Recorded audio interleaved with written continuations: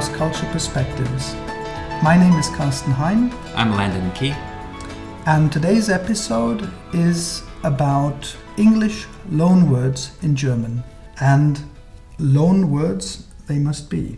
The most obvious and most recent is the idea that was developed during the COVID pandemic that hit in Germany in early 2020, when many of us had to stay home and could not visit our clients anymore. This was for teachers, true for teachers. It was also true in many other industries. Was home office. My first encounter with the term home office was meeting an executive that I had been seeing for one-on-one lessons, again online, after 6 months or so. And when we met up again over Teams, then I asked, okay, how have you been? What have you been up to? And she said, well, now I'm at home office. And I thought, oh wow, that's quite the promotion. She went from being an executive of this company to working for the Office of Internal Affairs or for the Department of Justice, for Homeland Security. Yeah, Homeland Security is the word that comes to mind.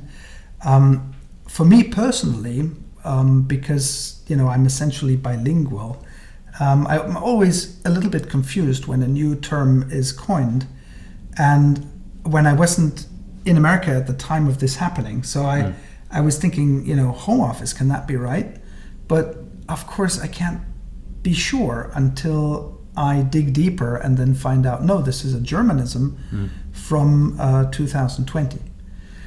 I do think, though, that the Germanism can be explained because the idea of being at home and working from home is not new.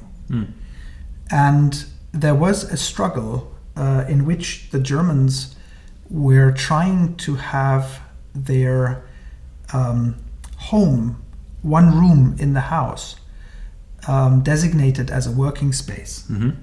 So one could say an office. And this was very often not granted. The status was often not granted by the equivalent to the IRS, so the German tax authorities. They said, no, this is not an office. You have a normal office that you go to. And so the Germans thought, well, this is cool. Now this is my chance to have my office at home. Yeah? So essentially, there you have it. It's the home office.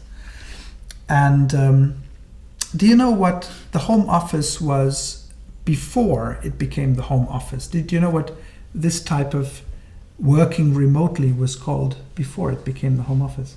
Yeah, well, as you've said, we either called it working remotely or pretty popular as working from home.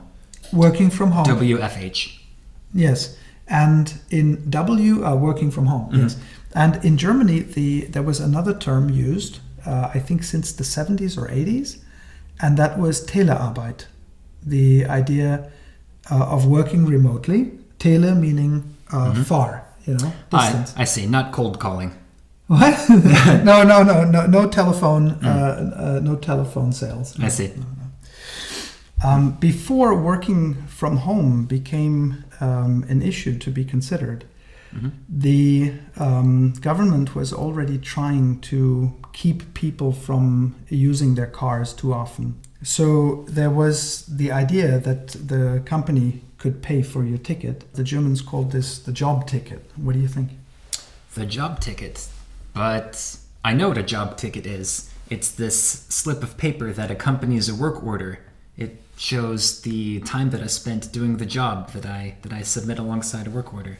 Like this, right? So, but what's a work order? It's like a detailed description of what to do on the job? Yeah, it's man hours, materials used, total costs, and then the job ticket is this auxiliary form that usually accompanies it.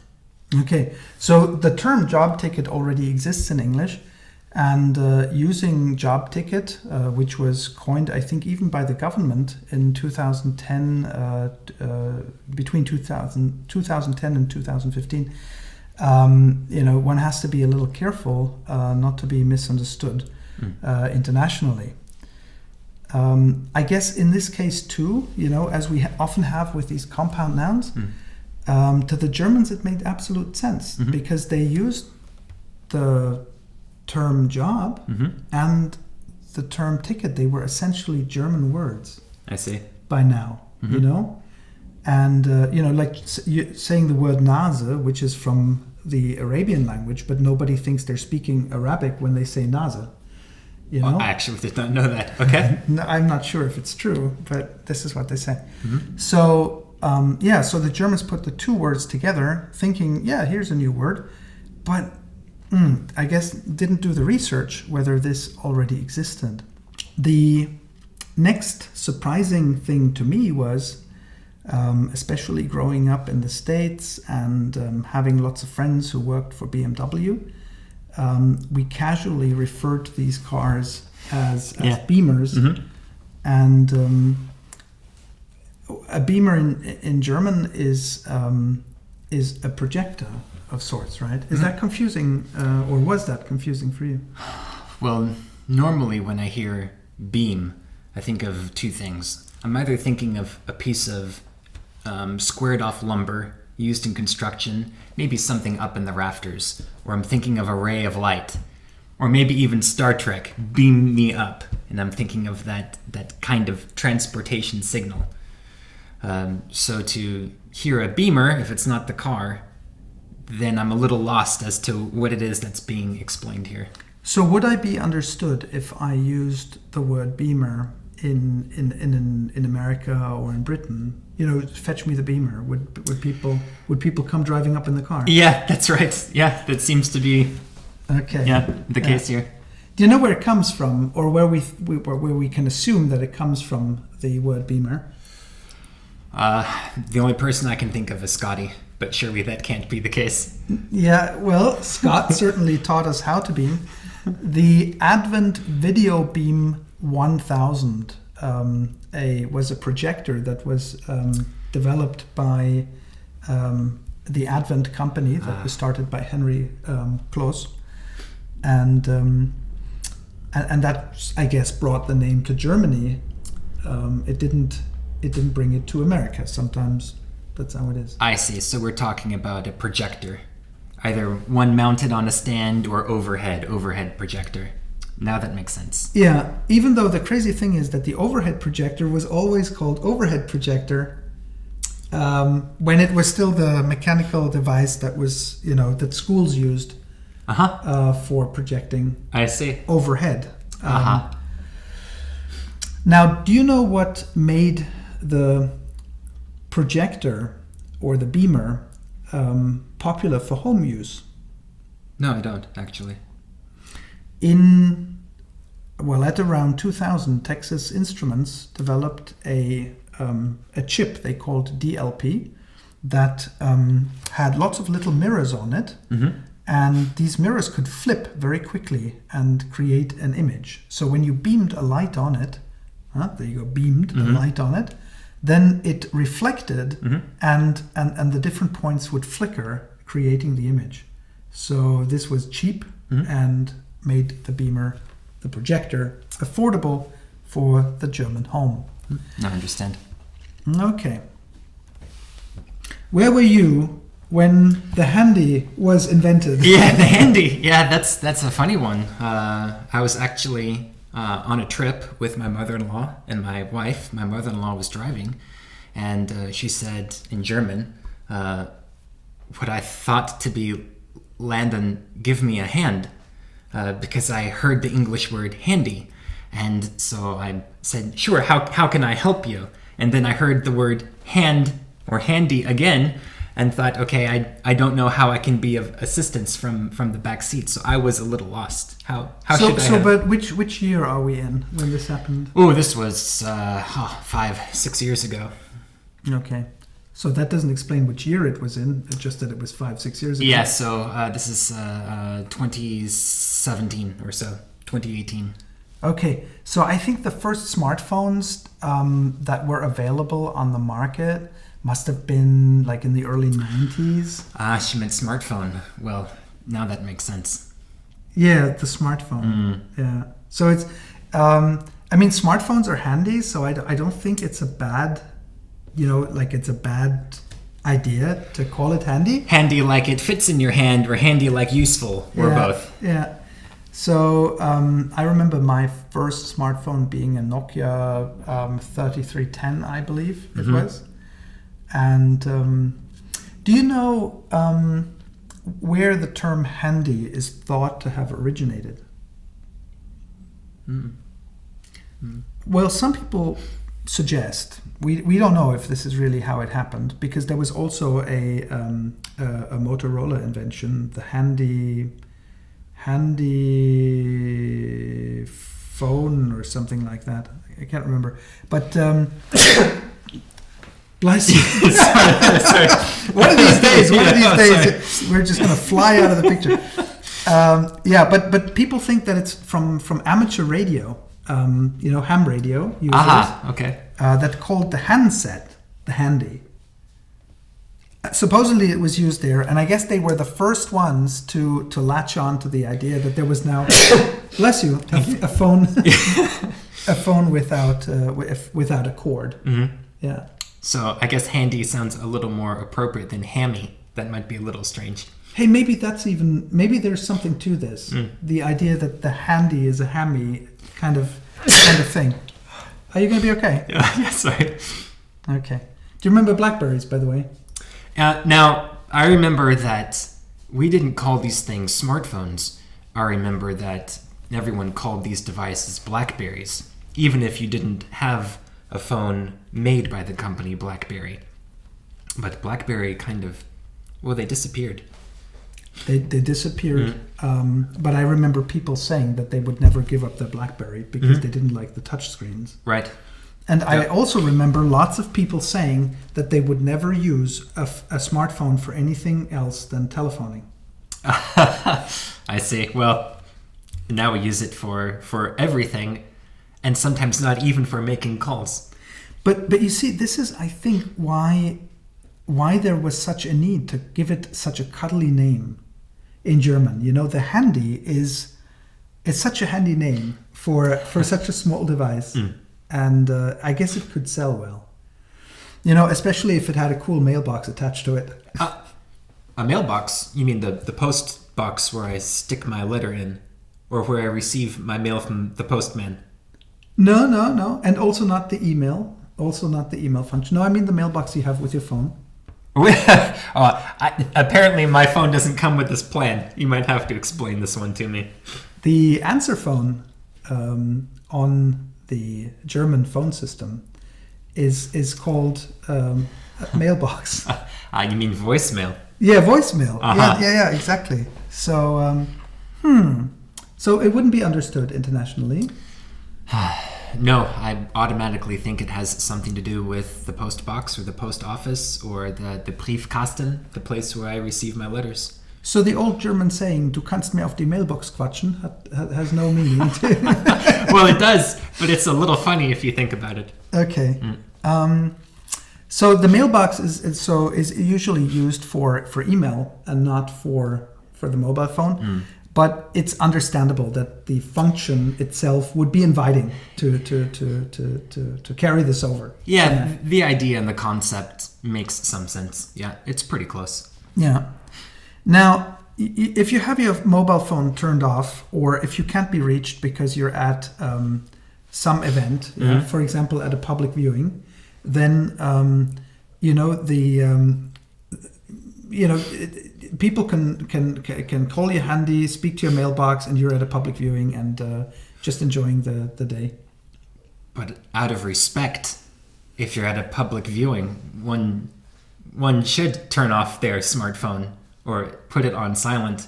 When people are watching soccer. Soccer? No. Don't you know what public viewing is? I mean, I understand that public viewing may be misused in German. Right. Well, when you tell me public viewing, I can't help but think of either an artifact or an art item that was in someone's personal collection and something like a museum has made it available to be seen by the public.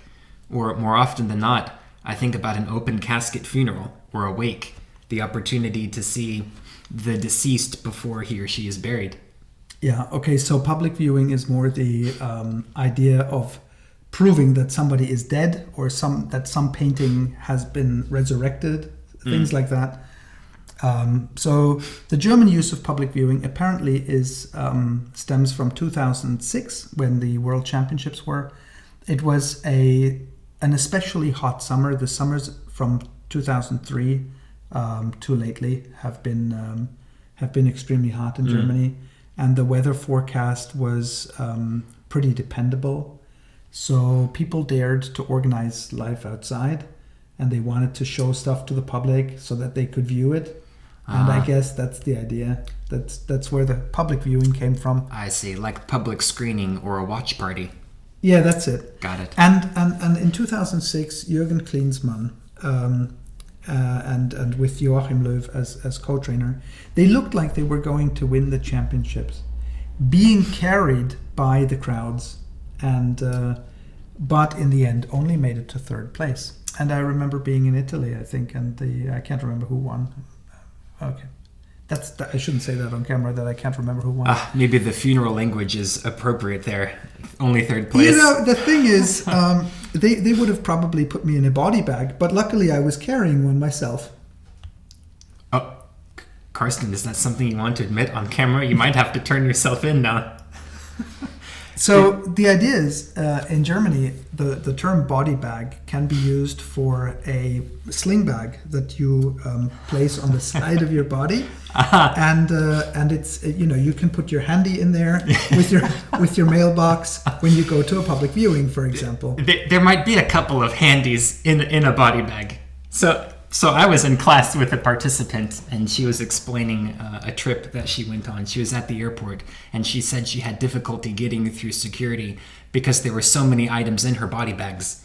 And I was horrified to hear this, because when I hear body bag, I automatically think of the bag that one carries the deceased in, either off the battlefield or from a crime scene, something transporting the body from one place to another. Yeah. Sometimes I think that these things stem from advertising, you know, some cool international texter thinking, you know, what do we call this thing? People carry it on their bodies, you know, and probably some person who is, you know, like, oh, what do we call this thing, you know? And the body bag. There it is. This is the body bag. Yeah. There was the body glove. Right, of course. Yeah. Okay. And that worked well. Yes, okay. Body bag. It makes sense. It makes sense, and it's been used in Germany since the 1990s. Wow. Okay. So it's not even a recent phenomenon. I advise English speakers or English learners to stick to satchel or carry on, or carry all or courier bag. Yeah. Okay. And I always thought the satchel was the one that people held on a stick, you know, over their back, like Tom Sawyer. Yeah. There's a name for this, but I can't think of what it is now. Satchel on a stick. Yeah. Maybe satchel on a stick. Let's call it that. All right. Okay. Earlier, when it wasn't so hot and we were still wearing our jackets, and I was even wearing a white shirt, we were pretty much in Partnerlook. Partnerlook, like we're together. No, Partnerlook as in we were almost like similarly dressed. Aha, okay. You mean we had matching outfits? Matching outfits, that's what I mean. I see. Not that we were a couple. No, we were not a couple. Okay. As I recall. I can, you know, no worries. Yeah, so the Partnerlook is a very German thing to say, even though it's two English words, again, put together to form a new compound. And it has been around since the 60s, at least, to describe similar clothes on men and women. And sometimes, I don't know, this is also a German thing, I think. Aldi and Lidl will have this in their collection. They will have two identical items, one for girls, one for boys, and then couples will wear them, and they will both look pretty much the same, except for a different hairstyle, obviously, and different sex. Yeah, I see this trending on Twitter and Facebook. It's called couple goals. Couple goals. Couple goals. The idea is you want it to look alike. It's supposed to be cute. You know what? This can go so terribly wrong. People looking alike, you have no idea. I was once in an English class, and two students walked in. This was still at the time when we didn't have fancy laptops. I was actually writing on the flip chart, and or maybe a whiteboard. Can't remember, one of these things. And as I turned around, these two ladies had sat down, and the class was laughing. So, but very shyly, like this. And I thought it was something about me, and so I looked and thought, I'm good. What's the problem? And I sat down and started teaching, and then all of a sudden I saw it myself.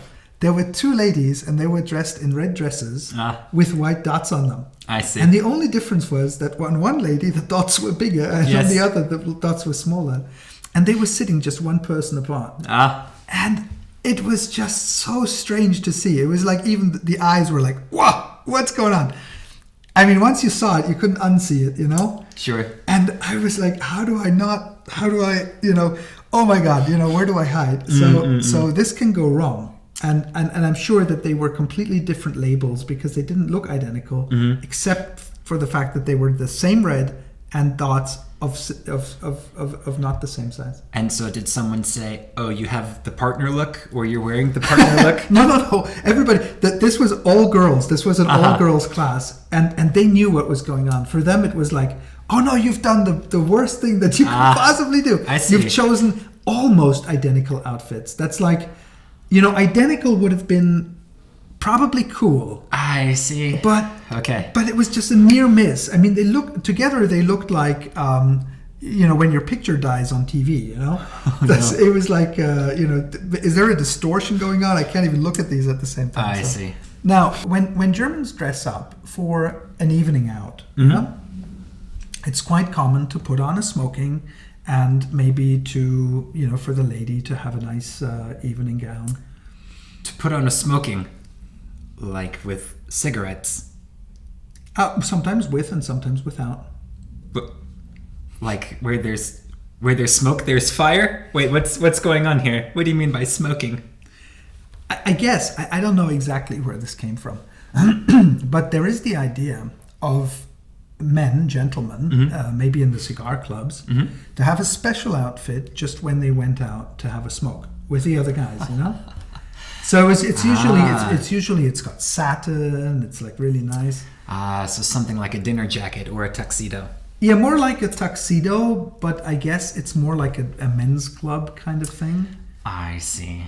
Okay. So like boys will be boys, those kinds of hanging with the good old boys. Have you seen the movie with Jim Carrey from the 90s called The Mask? I have seen it. Yeah. Okay, because there's a scene where he puts on, I think, a yellow suit or a yellow suit jacket, and he spins around and he says, "Smoking." Yeah. So smoking hot, but... Yeah, some women might think, that the tuxedo is smoking hot. The next thing has been around ever since I was a child, because I remember my parents using this term, and that would be an oldtimer. But were they referring to themselves or to their parents? To neither. They were referring to a car that they saw and they deemed to be more than 35 or so years old. Like an antique or a classic car. Like a classic car, an old-timer.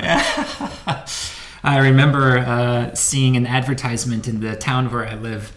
I remember looking at a flyer that was posted. There was going to be like an old-timer rally. And when I read the German, I understood that the old-timers were going to be making their way through the streets, and had to laugh because I thought it was some kind of retirement party.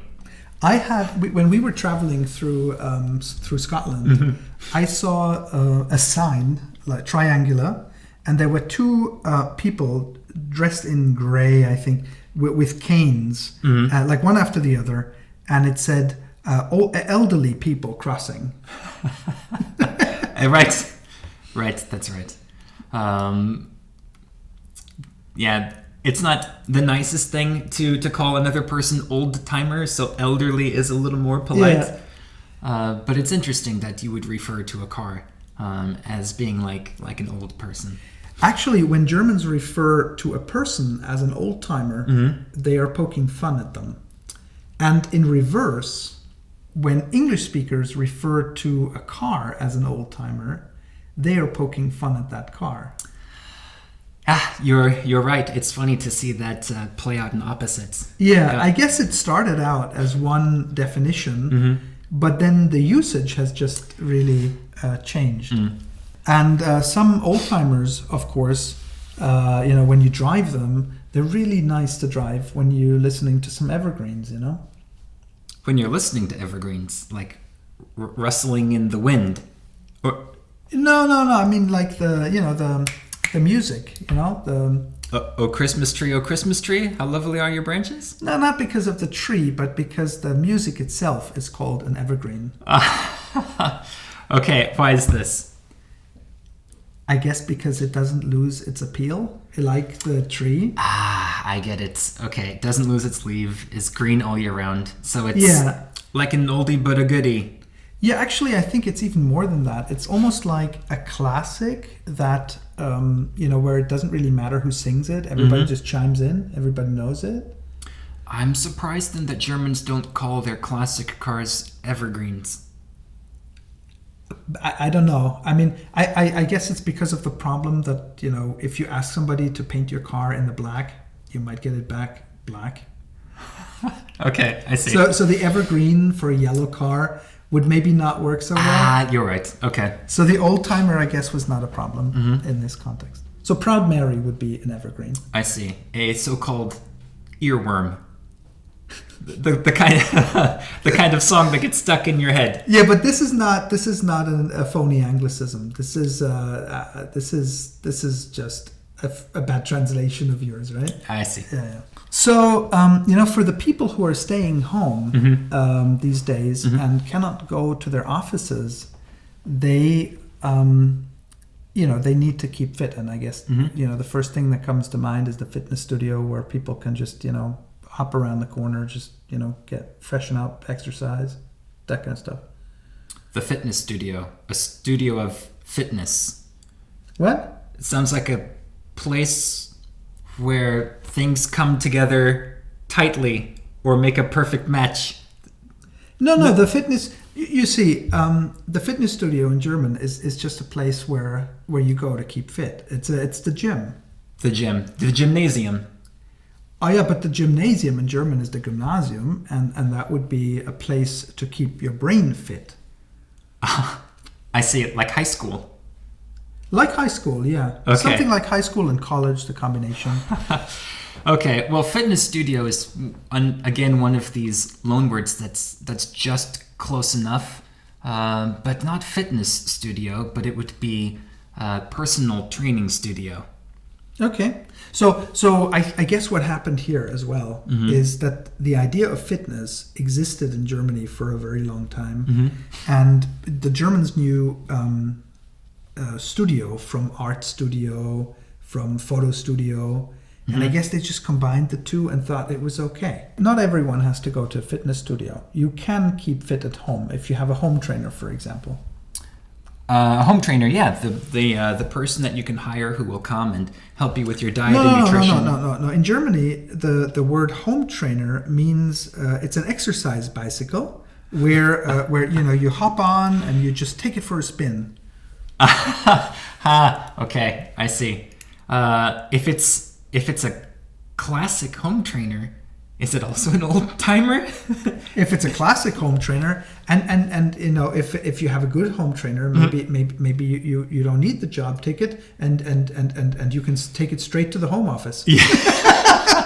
Well, this now you are at the home office. Yeah, right. This is where it is. Yeah. Now I understand my initial confusion when I heard my participants in one of my classes talking about riding the home trainer. Okay, now I understand the exercise bike. It was non-sexual. I see. Yes. And it was consensual. Okay, but it's an old thing. The home trainer has been around in Germany for a long time. Not as long as the showmaster, though. I remember. I honestly remember being with my grandparents and watching Joachim Kulenkampff in 1962. or actually no, I can't remember 1962, but I can remember 1970 something, 8. But supposedly the word showmaster was used for the first time for people like him, for Joachim Kulenkamp in the 60s. Because he was showing off. No, it was just like a news program has an anchor person, and so the show had a showmaster. So the master of ceremony, the MC. The MC, yes. I see. Okay. So the German idea is that this is the showmaster. Again, I think what happened is master, was already known. Show, I mean, everybody knows show, and you just combine the two, and you end up with a new word. I think this is like, for the words that we're discussing, this is the predominant issue, that the two things that are known are getting combined and forming new words that then surprise everyone, at least everyone who's non-German, that this is a special thing. So is the talk show host the talk master? I don't know. Maybe you should ask the streetworker. Yeah, the streetworker. I'm a married man. I don't know that I should be around this kind of. Yeah, there is no come on from a streetworker unless you are homeless, a drug addict, somebody who is on the street, where you need a professional attention by somebody who cares about the people in the street. And I guess this is where the term street worker originated. What kind of attention are we talking about? You mean the kind of attention that a social worker would provide? Yeah, so the English social worker is a street worker in German. And what is the street worker in English? Yeah, social worker, youth social worker. No, I mean a street worker. What is that in English? Yes, so prostitute. Yeah, I immediately think of prostitute. That's right. Although English would allow for a word like street worker to exist, and it makes sense. The slang is just far too common. I would want to explore the reason why you would immediately think of prostitute, but at this point, unfortunately. You know why? It's because when I was explaining to a class what my wife does, because they were curious, and I told them that she works with the youth and that sometimes she makes visits, then one of my participants said, "Oh, she's a street worker," to which I was horrified and said, "No, how could you suggest such a thing?" So that's where that comes from. It's just stuck in my mind. Okay, so there is some real life experience. We've already come to the end of this show, and thank you for watching. Yeah, I had fun, and I hope that you had fun. And maybe you have an interesting loanword story to share, or maybe there's one that we didn't include on our list. We would love to hear from you in the comments. So, thank you for watching, and see you again in the next episode. Bye-bye. Bye.